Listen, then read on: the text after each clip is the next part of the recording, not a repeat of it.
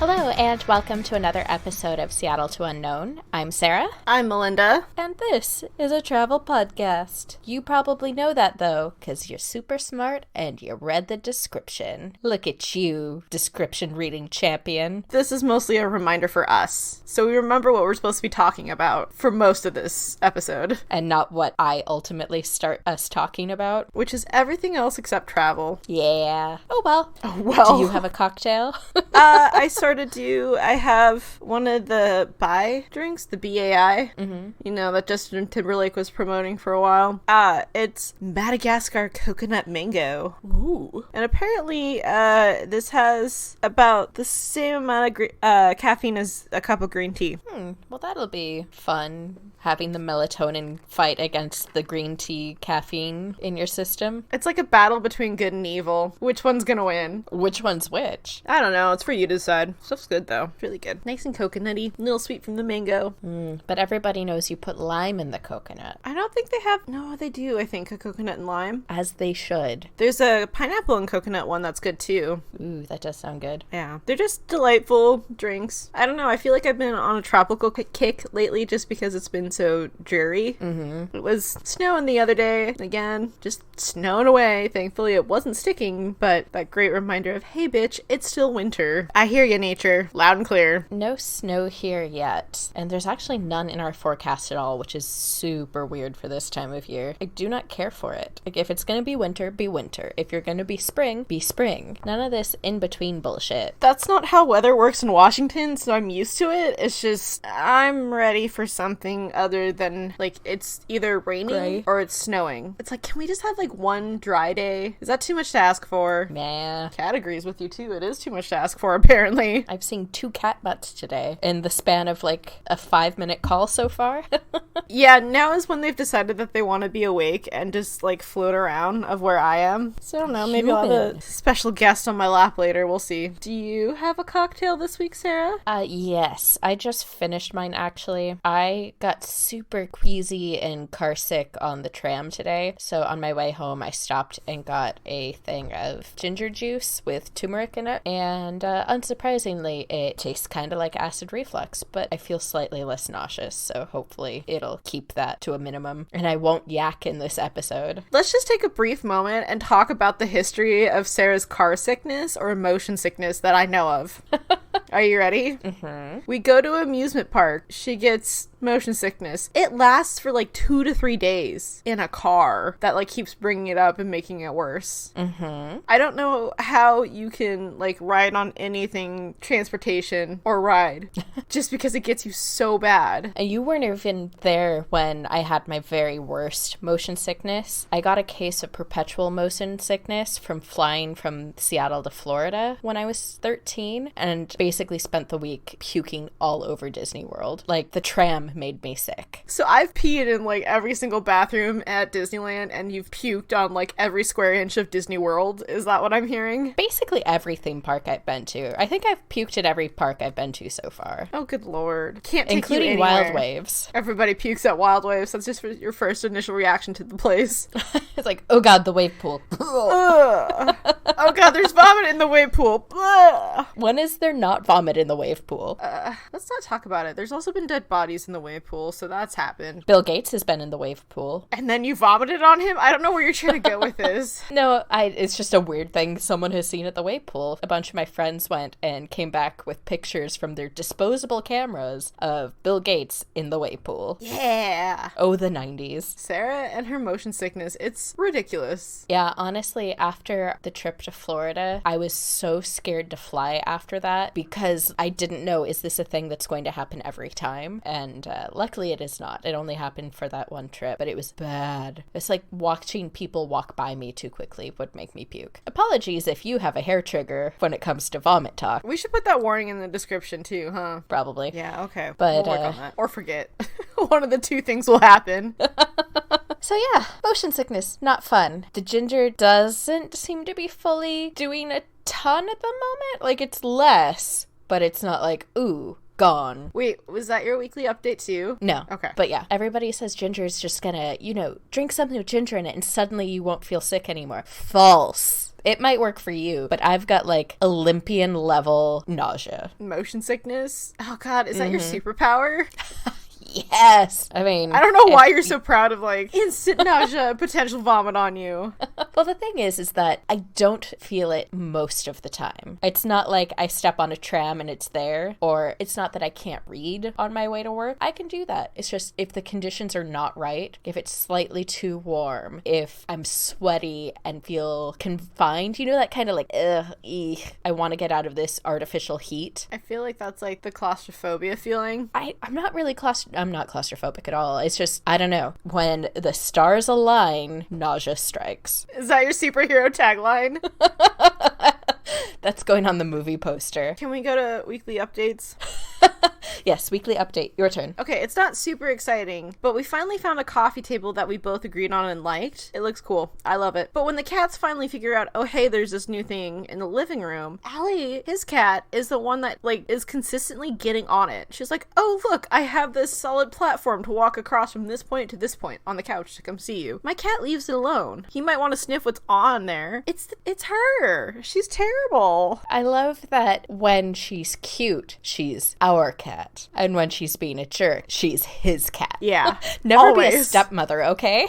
Your cat. God, like yesterday, again, she woke up being a complete brat. As soon as he comes home from work, she's like perfect little angel kitty. And it's like, that checks out. No. This is not how you're behaving all day. They were playing Thundercats and she didn't want to play anymore, so I just hear her growling and hissing. They have to go break it up, separate them. She's a brat, I'm telling you. Well, I don't know what to tell you. She's a cat. It's a good thing she's cute. Yeah, that's the saving grace of all cats. Except for the naked ones, they're less cute. They've actually got to be good cats. They look like evil potatoes. They look like naked mole rats, but... like murderous potatoes. Like if you look at them and then look at a pot, like they're gonna slice your throat with their claws. Why are we looking at a pot? Because they're potatoes. You're gonna make mashed potatoes. Ah, I see. I was picturing a flower pot. No, like pots and pans. Like, why are you just staring at flower pots? Apparently, you're going to plant the potato while I eat the potato. Yeah, that sounds about right. I do the work, you reap the benefits. I like this. I know you do. I like this. Yeah, that's my not so exciting update. Let's talk about cats. What's your update, Sarah? My update is travel related, Oh, but no. not in a good way. Oh, no. So this morning I was supposed to go to the city registration offices to pick up my new visa, and my passport lives in my purse. It never leaves my purse. It is there day in and day out. Please don't rob me. Not that anybody wants an American passport right now, but Especially not yours. Yeah, no kidding. So I go to the offices. I go to the little machine where you pull your ticket and you wait for your number, and I wait for my appointment, and I go in to pick up my card, and they're like, okay, ID please. Dun dun dun. I reach in, it is not there, which is weird because there's zero reason for it to ever be anywhere but in my purse. So I go home. I basically toss my entire apartment. Every drawer gets opened. Every suitcase gets opened. I look through absolutely every place I can think of it being for nearly an hour. Mind you, I'm supposed to be at work at this point, but who's counting? So I'm basically sitting on the floor panicking. Not like having a panic attack, but like, okay, shit, think of this through. Logically, where could this be? Out of the corner of my eye, I see the dog's toy basket. And I think, it can't be in there. It doesn't make any sense that it would be in there. But I've checked every other place. My apartment is not big enough for it to be missing. Tip out the basket, and out falls my passport, my spare keys, the lid to a water bottle that I threw out because I couldn't find the lid. I find some socks. I find a necklace. I find a shoe that I thought I had thrown out because he had chewed it up. He has been hoarding my stuff in his toy basket. He doesn't want you to leave him again. Oh, and a toothbrush that is now his. Yeah, please don't use that again. I don't know what he was doing to it, but it is his now, so it is not going back in my mouth. So, yeah. Oh, and the passport was in perfect condition. He didn't chew it. He didn't do anything. He just hid it and gave me, like, a moment of terror. Are you sure you didn't put it in there? Pretty sure. This isn't like an oops, I put my keys in the fridge situation. Oh, and that was the thing. thing is when I was leaving for the registration office this morning, my purse wasn't on its hook. I come in, I hang my coat and my purse on a hook by the door, and my purse was on the ground. Did not think anything of it. What did you have in there that he thought was for him? He likes stuff that's leather, and my purse is leather. Oh, it was the whole purse he really wanted. I'm pretty sure. And my passport's in a super shiny, not mylar, but sort of that multi-chrome clear plastic. And I think he got distracted by the shininess. He just doesn't want you to leave him anymore. Don't go away, Mommy. So yeah, that was my moment this morning. Shaved about a year off of your life. Pretty much. On the one hand, passport is completely replaceable, and right across the street from where I get my visa is the U.S. consulate. So I could have gotten a passport, but my wallet was stolen a couple weeks ago, and I had to keep reminding myself I had my passport a few days after it was stolen. So therefore, I have to have it. It wasn't stolen with my wallet, and I had to keep reminding myself that it's okay. It wasn't stolen. It's somewhere. Yikes. And now he just came over to say hi, as if he knows that I've been talking about what a little shit he's been. Yeah, so this week is brought to you by, sorry, she's using her scratching post and I couldn't tell if she got herself stuck and she needed help or what. She's fine. But no, this week's episode is brought to you by, animals being little shits, but it's a good thing they're so damn cute. Yeah, he's very lucky he's cute. Huh. He just gave me the most sheepish look. Like, what? I mean... Was that wrong? Is that no good? Speaking about wrong and potentially no good, got a fun news story for all you budget airline gurus out there. WOW Air is apparently coming back, and the airline says it's going to start selling tickets soon. Eep. Yeah. So for those that don't remember, it was March of 2019, so it's almost been a full year. WOW Air just stopped all operations. They grounded everything and just said, good luck everybody stuck in Keflavik. They stranded so many people. And Europe and North America, I think that's mostly where they all fly to, right? Yeah, but a lot of people were using WOW to connect through to North America, so even, yeah, it was everybody got screwed, basically. Like, all of a sudden, they're just like, yeah, we out, mic drop, walks away. But recently, WOW Air posted a very cryptic Facebook post that left many wondering what the airline's up to, and according to the post, WOW World 2020 is coming, but nobody knows what WOW World is. Sounds like a terrible theme park. Ooh, yeah. But the post also seems to think that where WOW Air has had a history of making guests happy on board and providing solid value while flying. That's like their quote too. And another one was, our commitment to WOW Air guests is simply this: honest fares, clean cuisine, being appreciated on our airlines as no other. Make flying fun again. We are WOW. Yeah. I mean, WOW was not terrible, but I did not feel appreciated on WOW as I did on no other airline. I mean, it gets you from point A to point B, but they're not exactly rolling out a red carpet for you. Yeah. But like, it's such a vague post that nobody knows what's going on, but apparently they're going to start selling tickets soon. I don't know. I think this is one of those fool me once, shame on you, fool me twice, shame on me.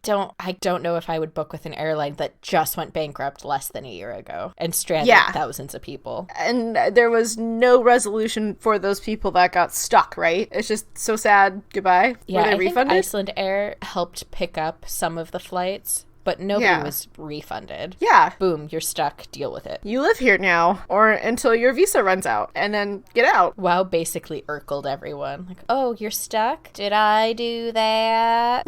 Yes, you did. But yeah, so it's going to be interesting to see how WOW World plays out and how on board people are going to be. I don't want to book with them. I find that very concerning that they just dropped out of everywhere and now they're like, oh my god, we're back again. Oh, my reference was bad? No, mine's way better. Who doesn't want a little Backstreet Boys? Me? No, that's like the best song they had. Oh, you know what I think WOW World is? It's basically an escape room, but you have to figure out how do you get out of Iceland. What if mid-flight they're like, okay, so we're not an airline anymore. Do you just like fly around and only touch down to refuel because you're not a part of anything anymore? It's like the terminal, but in the air. I feel like that's not how planes work. Well, no, you just have to like sort of stop to refuel, but like not long enough for anybody to get you off the plane. You're your own thing now. You're like plane pirates. You know, fuel costs money, and I don't think a bankrupt airline that touches ground is gonna refuel. That's true. They're gonna be like, do you take IOUs? It's like, come on, man. No. We had every passenger draw, like, money for you, and they spent a lot of time on their arc, so just take it as payment. It's fine. Yeah, sure. No. Yeah, all the passengers they're gonna have draw lira. It'll be great. Here's what I'll say is if they establish like a profitable business, cool, I'll fly with them again someday, knock on wood maybe, but I'm gonna let somebody else guinea pig it if they open up business again. Like, you guys you fly with them and let me know how it goes, and if in a year they're still profitable, then we'll see. I was gonna say, let's see if they can continue being a business for a year, because I kind of don't trust this. I don't either. I'm just waiting for in a year Thomas Cook to come back and be like, look, we're a thing again too. No, you stranded even more people. Yeah, last year was just bad news bears for airlines screwing people over, which I could see WoW going under a little bit more than Thomas Cook. I felt like Thomas Cook should have had their stuff together better, but apparently not. I feel like we ended 2019 with Norwegian Airline being like, oh my god, we're the last one standing. How did we survive this year? Because there were rumors that Norwegian would go under too. 2019, not a good year for airlines. 2020,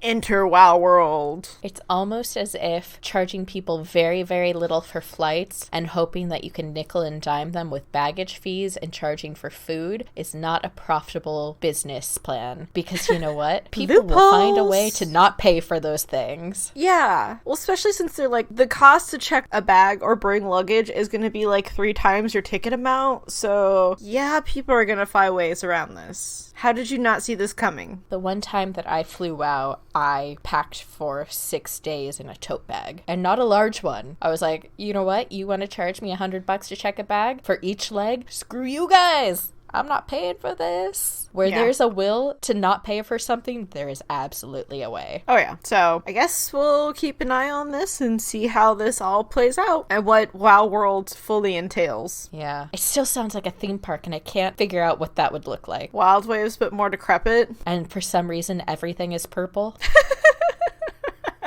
They'll bring back Barney the dinosaur since he's the same color scheme. Exactly. Yeah, sounds like a terrible idea. Yep, probably. So, do we want to dive into the theme of this episode? Yes. Yes. More travel stuff. Who knew? Shocking. We are so full of twists and turns. And full circles. Someone please leave that in one of our reviews. Surprisingly full of twists and turns. But also full circles. It's amazing. 4 rights is suddenly a circle.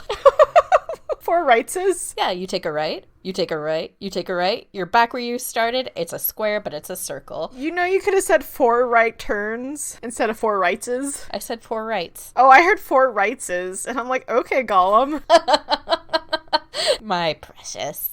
The tricksy hobbitses have fooled us with directions once again. Hey, that movie is all about adventure and travel and trying new things, even if it may seem scary. And they did it all without Google Maps. This is like what we're all about. And you're definitely Frodo when you're like, oh yeah, no, it's fine. We can walk there. It's close. Fucking 3 movies later, we finally make it. Half dead, starving to death. Hobbits be like, in my day, we didn't need Google Maps. We just asked for directions from the trees. That's true. Anyway. Oddly enough. What's this week about? Actually about? Something... it's like Seinfeld. It's not really about anything. Let's be honest. I'm a little insulted. So this week, we are going to be talking about something you may or may not have heard about, which is ETIAS, or ETIAS. I don't know that we have come to agreement as to how that's actually pronounced, but I'm going to say ETIAS, because why not? It's like Etihad, but not quite. So, essentially, to understand what this is, we're going to go way back to the beginning and tell you about the Schengen Zone. The what? Schengen! It's not just a city in Luxembourg. I didn't know it was a city in Luxembourg. I'm sorry. I didn't either. Okay, I figured good. it out while researching. Schengen is the place where this agreement was signed. Therefore, it is the Schengen Agreement and the Schengen Zone. Okay, that's some good background. The Schengen Zone is 26 EU countries that agreed in 1985 to have borderless travel between their countries. Okay, time out. Hands if you were there. Or alive then. Yeah, that's what I thought. Crickets. shortly after. So if you enter the zone from outside, or if you're a citizen from outside of those 26 countries, you will be granted a visa upon arrival. If you're, well, let's say, if you're an American, you arrive in the Schengen Zone, you get a 90-day tourist visa. If you are from a country that they have stronger regulations on, you might need to be pre-approved for that. You might have to do your like consulate visit, get approved for a visa and whatnot. But for an American, currently, you show up, they stamp your passport, you're good for 90 days. That doesn't have to be 90 days consecutive. It's 90 days out of every 180 days. So it resets in 180. You can come and go. Oh, so I was going to say, could you spend 30 days there, travel to a different place that's a part of the Schengen Zone for another 30 days, and then come back for 30 days on the same visa? Yes, you can do that. You can do 90 days straight. You can go away. You can come back. It's just if in a span of a calendar 180 days, you may not stay for more than 90 days in the zone. Once you hit 90 days, you got to get out, wait till your 180 days is up, and then come back. Gotcha. And no matter what anybody tells you, it is not 90 days per country in the Schengen Zone. It is the total zone. Don't do that, because once you try and fly out, they're going to notice, and you're probably going to be in some big trouble. Yeah, it's frowned upon. Don't go over your 90 days. That's like 26 countries that are going to be pissed off at you and say that you're not allowed back. Yeah, I've heard a couple different people say that they were told it was 90 per country, and I just did the math. That's 2,340 days. Wow. So obviously they're not giving you a 6.5-year visa. That is crazy talk. I mean, it'd be really cool, but that's absolutely absurd. Yes. So now that you know what the Schengen Zone is, if you were formerly unaware, here's the big, bold headline of this. That does not change. You still get your 90-day tourist visa. You can still do up to 90 days every 180 days. Nothing about that changes. Which, that's not a bad deal. No, that's a lot of time. That's 3 months you can spend in that zone on the same visa, not having to reapply for 26 different places. Exactly. And that's 3 months out of 180 days, which means you could do 6 months in a year. You just got to go away for a while before you can come back. Still not a bad deal. Nope. So, you're probably wondering, what the hell is this ETIAS? ETIAS? The full name of it is European Travel Information and Authorization System. Try saying that 10 times fast. It's a mouthful. No, thank you. Yeah. So what it is, it's a completely electronic system, and it allows and keep tracks of visitors from countries who don't need a visa to enter in the Schengen Zone, aka if you're an American citizen and they stamp you and it says it's good for 90 days. This is applying to you and me. Maybe not Sarah right now. Definitely not. Yeah. So it's kind of a cousin, a sibling, I stuttered on that, sorry, a sibling of the U.S. electronic system for travel authorization, which does a similar thing. It's just a legal procedure. Oh, that's a separate idea. There's legal procedures that started way back in 2016 to get the ETIAS started, and it's going to be fully in place by 2021, or so they tell us, But it's not a visa. It's a background check, I guess, essentially is the easiest way to phrase it. Like a background check you do if you're applying for a job. They just want to know who you are and why you're coming over to say hi. Yep. So not that bad. We'll go over more details, but essentially when this hit the news, a lot of Americans kind of panicked. It was like, what? You want me to, I have to get a visa now? I always got to come and go as I pleased. It's not a visa, and it's not just targeted at Americans. It's for everybody. Anybody who could enter without a visa now has to go through this process. Which, it doesn't actually sound that bad or inconvenient, and I don't blame them in this day and age and how screwy everything's gotten up to be. They just want to know a little bit more of who's who that's coming in, going. Yes, and so the purpose of ETIAS or ETIAS or however you want to pronounce it is to reduce application times. Well, I know the American version is ESTAS with not a full E sound, with a soft E sound. Is that for what you call it? electronic system of travel. It's so I'm going with ETIAS, but that's just me. I have no idea. But anyway, it's supposed to just speed things up. When you go through customs, you're already pre-approved. It improves the management of the borders, so at any given moment, they kind of have an idea who from outside the Schengen Zone is currently in it. It's supposed to help detect and decrease crime and terrorism because they've already got an idea of what kind of person you are, loosely. I mean, if you suddenly decide you're going to do something crazy, obviously they're not going to be able to anticipate that, but neither did you. Exactly. It's also supposed to help with what they refer to as irregular migration, aka illegal immigration. And it helps keep the borders open. It keeps the visa process as liberal as it is, because as terrorism and crime increases and becomes more erratic and hard to predict, the inclination might be to crack down on visas and like, oh, we gave you 90 days, but now we're going to give you less time. Getting people pre-approved before they come in, they can keep the liberal 90-day policy. So I feel like this is the best way to appease both sides. Like, you get to keep your full time, but we want to know a little bit more about you and have it less of a free-for-all. And that doesn't bother me. I think having more information is definitely helpful, because yes, it did seem like, oh, hey, everybody needs a visa now. Well, no, it's not. It's just they want to know who's here in a bit more detail than just a name. Yeah, and the gut reaction, I get the gut reaction to, oh no, this just got more complicated, but I think it's good to bear in mind this is a process that Americans have imposed on Europeans for a very long time. I don't know exactly when it started, but I think it's been at least 10 years, if not 15. And yeah, so we're balancing things out. Yeah, and that's not to mention the fact Australia has a similar process. New Zealand has a similar process. I think South Africa might as well. Basically, and everything's online for this and easy. Yeah, and so the move is not aimed at Americans specifically. It's just every nation, and in this case, the Schengen Zone, doing what they can to not impede tourism, but at the same time, make things safer in their country. Which, I mean, you can't blame them. Come on now. No, and even if you look at it in the most petty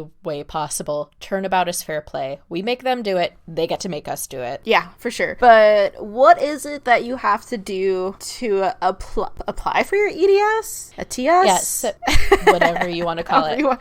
It's online. Let's just call it pre-approval.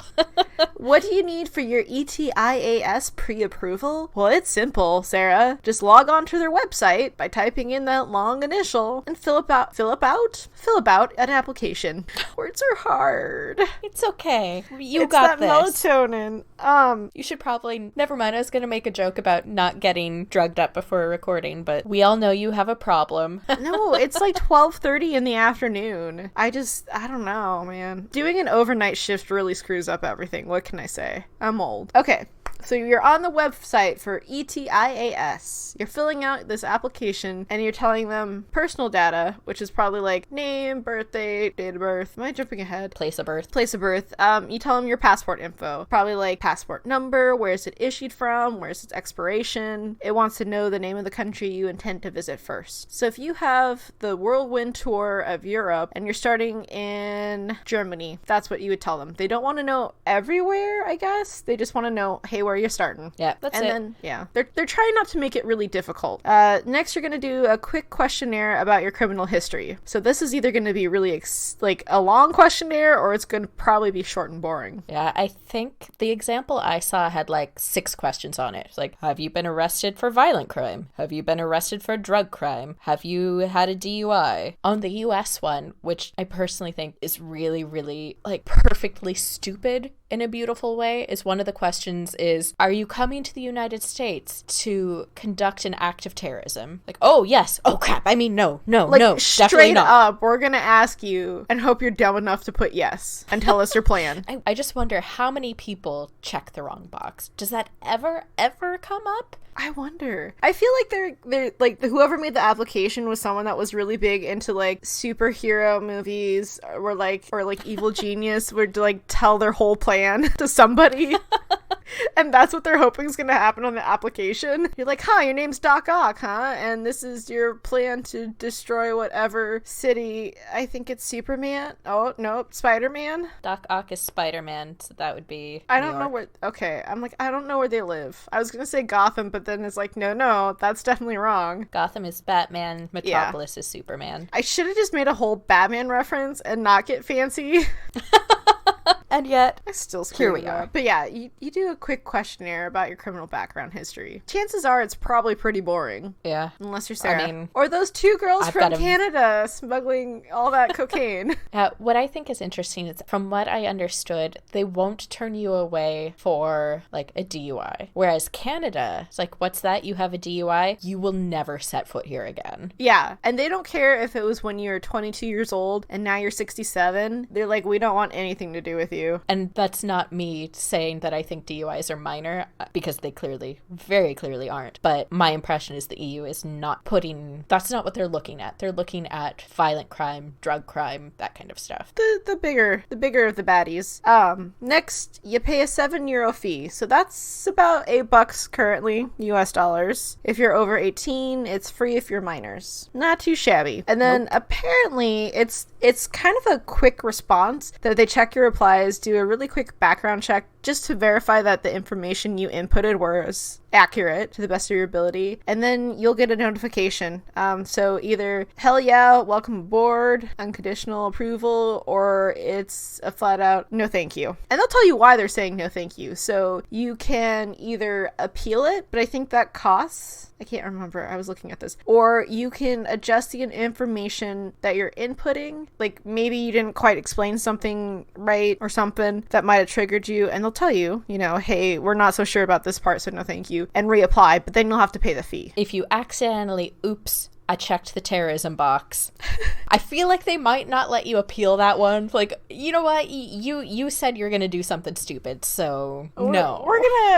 We're gonna take a break for a while and then we'll reconsider you. So I wonder if they flat out refuse you and you can't get it appealed and reapplying didn't work out either. I wonder if there's a time frame where like you can reapply and they'll let you in. I wonder. I'm not fully certain. What if you changed your ways and you don't have an evil plot to destroy the city anymore? Like any supervillain. You don't know. And that's one of the things, is this is a new process. We assume in a lot of ways it's just going to mirror ESTA and Australia and New Zealand's programs. But with any new major sweeping change, there's going to be some kinks to hammer out. Always. So we will see. But in the grand scheme of everything, this doesn't sound that bad. You get the ability to try again or appeal, be like, hey, I didn't explain this quite right, let's try again, let's talk about more details. They're not trying to make it super hard or difficult or deny everybody that has to apply for this. They just want to know if you're a supervillain. Oh, and PS, once you apply, it's good for 3 years. Yeah, so every 3 years you pay $7. Meh, not so bad. $3. That's not $3. $7. It's like $3 for 2 years and then $2 for the last one. But that's not bad, which I'm kind of confused on, like the 3-year thing. So I could get it now and use it for 3 years even though I'm going different places, or can I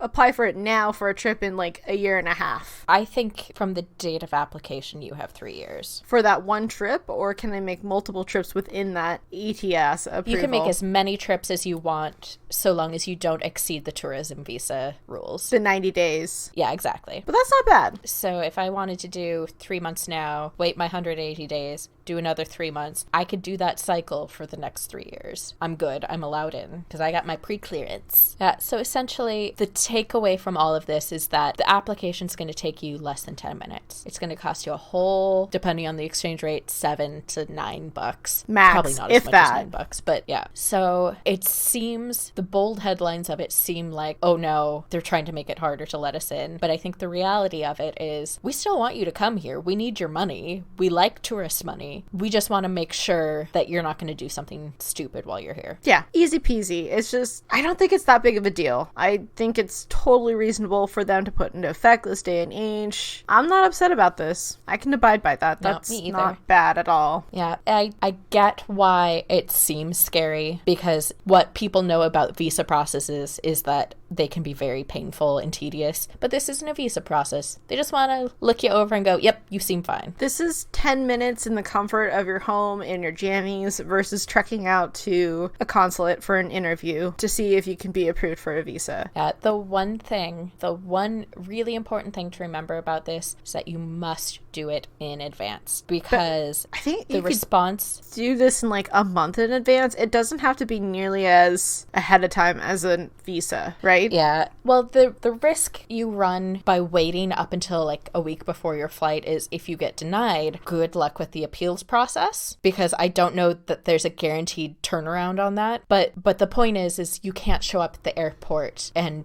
hope they'll let you do it there. Like, scrambling to do it at the airport is gonna suck. So get it done in advance, because they will not let you board if you don't have it. Yes. It's going to be checked during the boarding process too. So you have to bring it with you. The email, the printout, the fancy club card they sent you. I don't know. It's probably just going to be like the email that you'll have to show to somebody or have printed out to show them. And the reason I say that is because I have 4 coworkers who are going to a business trip in New Zealand a few days after New Zealand rolled out their process, and they did not know about it. And they had a flight from our office to somewhere in the Middle East, I think Dubai, and then a connecting flight to New Zealand. And they did not want to let them on the first flight. And they had to show the people at the check-in desk that they were doing the application right then and there. And they said, fine, we will check you in for the first flight. But if you are not pre-approved by the time you get to Dubai, you don't get on the second flight. Oh my gosh, that's so stressful.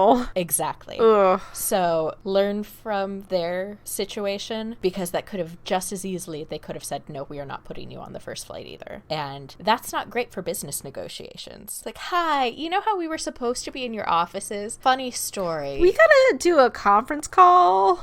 Yeah, and like they wouldn't check their bags through. They had to pick them up at the airport and recheck them. And one of them didn't get their approval by the time of their layover, and they had to like grovel and hope that by the time the layover was over, he would have it. Yikes. I mean, it's the internet, so you feel like it should be pretty instant, but last minute is not the way to go about this. No, don't risk it. Get it. Can you start applying now to get in the habit of it? The system isn't live. Okay. And I don't believe they've said exactly when in 2021 it will go live, but I can guarantee as soon as it goes live, there's going to be a ton of stories about people who for some reason didn't hear about it and do exactly what my coworkers did. Yeah. So keep tabs on that if you have travel plans in 2021 for European nations. You might need to apply for this, and I'm going to guess at the very beginning, it's probably going to be a little slow going, just because everybody's getting into the method of doing this, and there's going to be kinks in it. I mean, anytime there's a new anything, new program, new update, like, it's going to be a little funky, and you're going to have to apply early so you can get everything ready. And if you are the super savvy traveler in your friend circle and you find out you have friends who are traveling, just casually slip it in there. Like, oh, did you know about this new process that you have to go through? You should look into it. Just put it out there so that other people know, because I'm predicting a huge shit show when this goes into effect. Send them a link to this podcast, to an article about it. Send them the website name. Do something to help them be on top of their travel stuff and not panicking and in tears and hating travel. I predict that airlines with routes heading into Europe from the countries that are visa-free. Oh my god, like Wow World Airlines? I'm going to say Wow World will not be on top of this, but I know in the past when I've gone to countries where I need pre-approval, I'll get an email saying, hey, did you know you need this? And then they'll ask you to put your pre-approval number in while you're checking in for your flight. So you'll probably get reminders, but just in case it goes to your spam filter, just stay on top of it. Yep, agreed. Better safe than sorry. Mm-hmm. And it's just a good reminder that before you travel, just make sure all your ducks in a row. Do one more quick sweep of the internet. Do I have my visa? Do I have my vaccinations? Oh, wait. That kind of thing. What's that website you can go to check if you need a visa for your travels? You can check the U.S. State Department or your country's respective State Department, or you can also check the passportindex.org.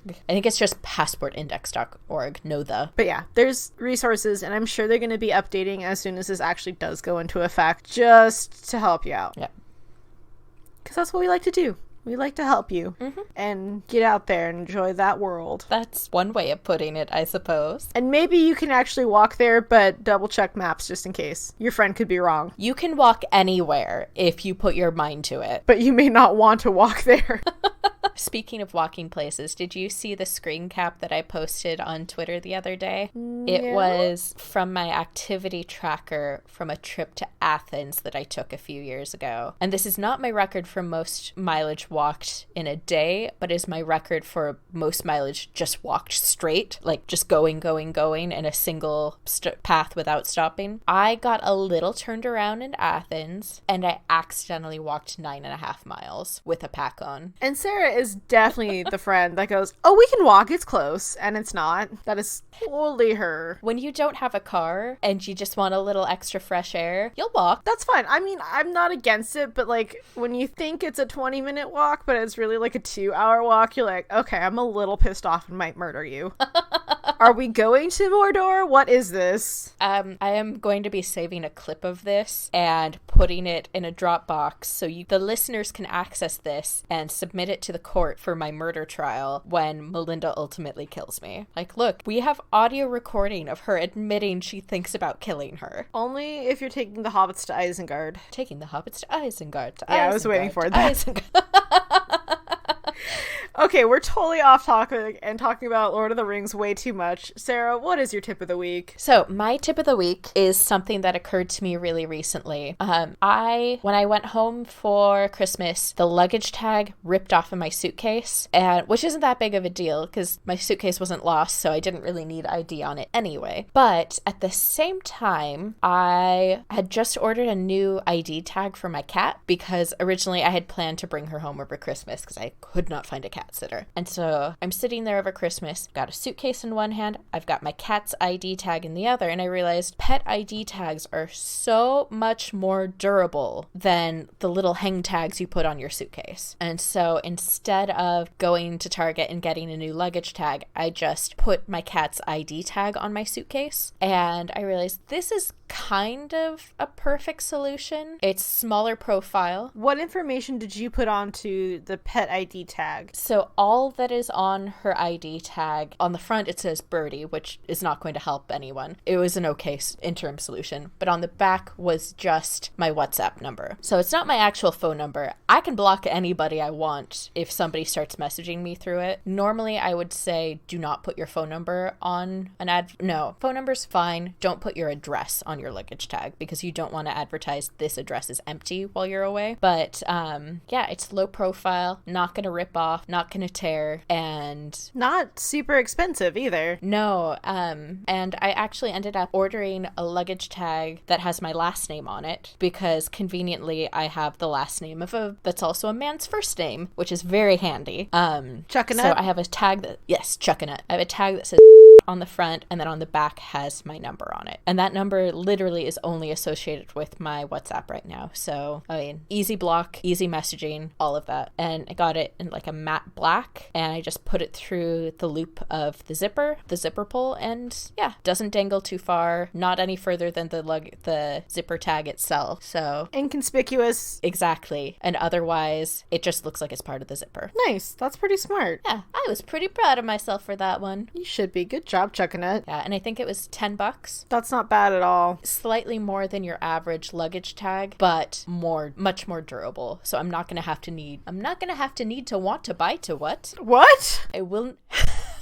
not need to buy another one again in the future unless somehow it gets ripped off, which I don't think it will because it's got like the double jump ring on it. It's not like a single jump ring. It'd be pretty hard to pull especially apart. if it's on carry-on luggage. It's going to have a better survival rate, I feel like, versus checked. Yep. So that also helps. Well done. That's actually a good one. Thank you. Actually, you say that as if they're normally terrible. So we'll discuss your performance review after this episode, which I think it's wrapping up now. It is. So remember, coming up in the future, you will probably have to apply for a pre-approval to get into EU nations. It's not a visa. It's just a little get to know ya, if you will, in your travel dating profile. It's like an icebreaker. It is. is. It is. They should toss some of those questions in, like what OkCupid has. Just to ease the tension a little bit. It's like, have you ever been arrested? Have you ever been denied entry to another country? Have you ever been forced to leave? What's your favorite desert island album? Exactly. Something to lighten the mood and to let you know it's all good. It's okay. If you could have a dinner party with 5 people, living or dead, who would they be? Like, whoa, Europe. What's the right answer? Oh, what if you put somebody on there that's like a national treasure to them who's not dead? Do you think they would show up and greet you at the airport? You're still allowed in, but we're gonna shame you every time we look at your paper, because we know. But yeah, so have that on your radar. Have things on your radar with WOW Airlines. See if it's a good choice to fly with them for you or not. Yeah, if you test them out, let us know. If this ever gets back off the ground. If their cuisine is clean, let us know. I want to know what that entails. Their cuisine is clean because they don't actually serve you food. It's very clean eating when you eat nothing. I guess it's kind of fair. But yeah, if you get airline tickets through them, tell us about your adventure. Please write in. We want to know how it goes. Are they going to start serving food? What is WOW World? They kind of do. You just have to pay a ton for it, so nobody gets it. Right. But yeah, join us next week for more travel topics and maybe less LOTR and more ETIAS. Never. That's too many letters. It's too much. Doesn't flow nicely. ESTA flows much better. It does. Well, it's shorter, so sorry, Europe. You're a bit of a mouthful. But yeah. Maybe it sounds really good in French. If you're French, please say this for us and send us the recording so we can see if it sounds better. Everything sounds better in French. Come on. Maybe. We know this. We Americans just garble everything, so that's why it sounds like a shit show. I mean, basically. But anyways, remember, it's an adventure. So get pre-approval for your adventure. Otherwise, there's no adventure. Yeah, solid. Bye. Bye. Hey everyone, thanks again for listening to another episode of Seattle to Unknown. Don't forget to tell your friends about us and subscribe so you never miss a thing. You can also find us on Twitter, Instagram, and Pinterest under C2Unknown. That's SEATO Unknown. Or you can check us out on our website, www.c2unknown.com. Want to know what we do on our off time? You can find both Sarah and I on Twitter and Instagram. Sarah is at SAR_S, and I'm at Hooligan Monster on both. We would also love to hear from you. Send us an email with your stories and travel tips to c2unknown@gmail.com. Until then, it's an adventure. Bye!